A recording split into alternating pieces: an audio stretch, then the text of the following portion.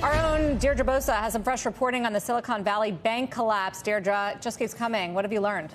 It keeps coming. So the focus today has been mostly on private cash-burning startups. So now we're finding out public companies, they're affected too, like Roku, which you guys just spoke about. And remember that Silicon Valley Bank was so intertwined in the startup and tech community. It has held deposits for many late-stage companies pre-IPO. And I'm hearing that there are likely more public companies to come out and say that they still have cash there or that they don't, to reassure investors.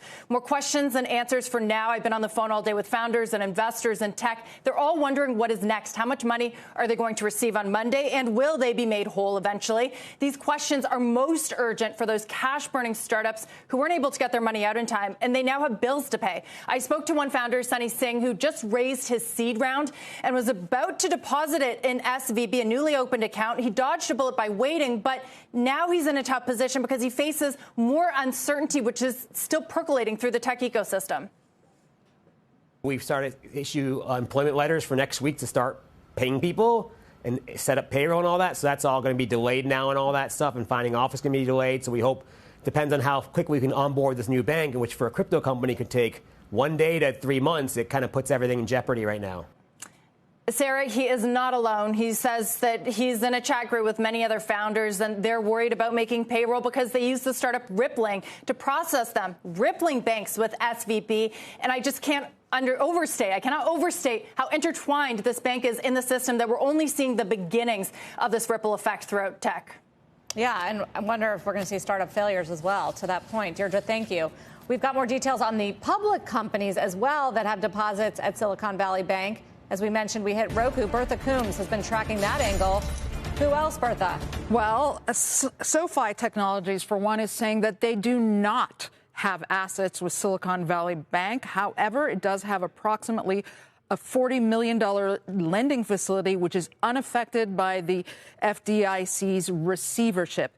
Meantime, Rocket Lab in an 8K says that it has approximately $38 million with Silicon Valley Bank. That amounts to nearly 8% of the company's total cash and cash equivalents and marketable securities as of December 31st.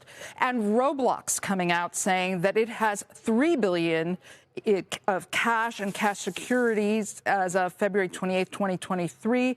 About 5% of that is held at Silicon Valley Bank. The company says, thus, regardless of the ultimate outcome and the timing, this situation will have no impact on the day-to-day operations of the company. I am sure we're going to continue to hear these 8Ks, Sarah, because a lot of folks want to reassure investors that they aren't affected by this. Yeah, don't want to put their name with SVB, but obviously want to assure them. Bertha, thank you.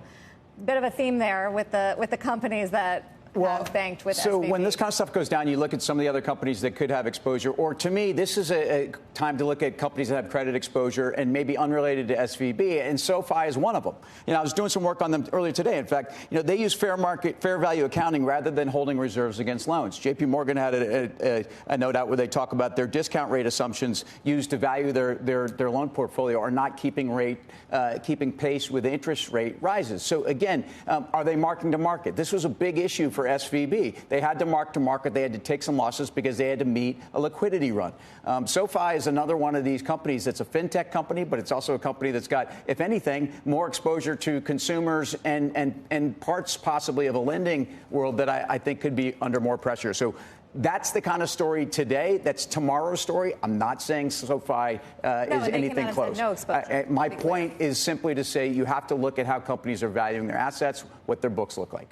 Yeah, liquidity issues are roaring back here.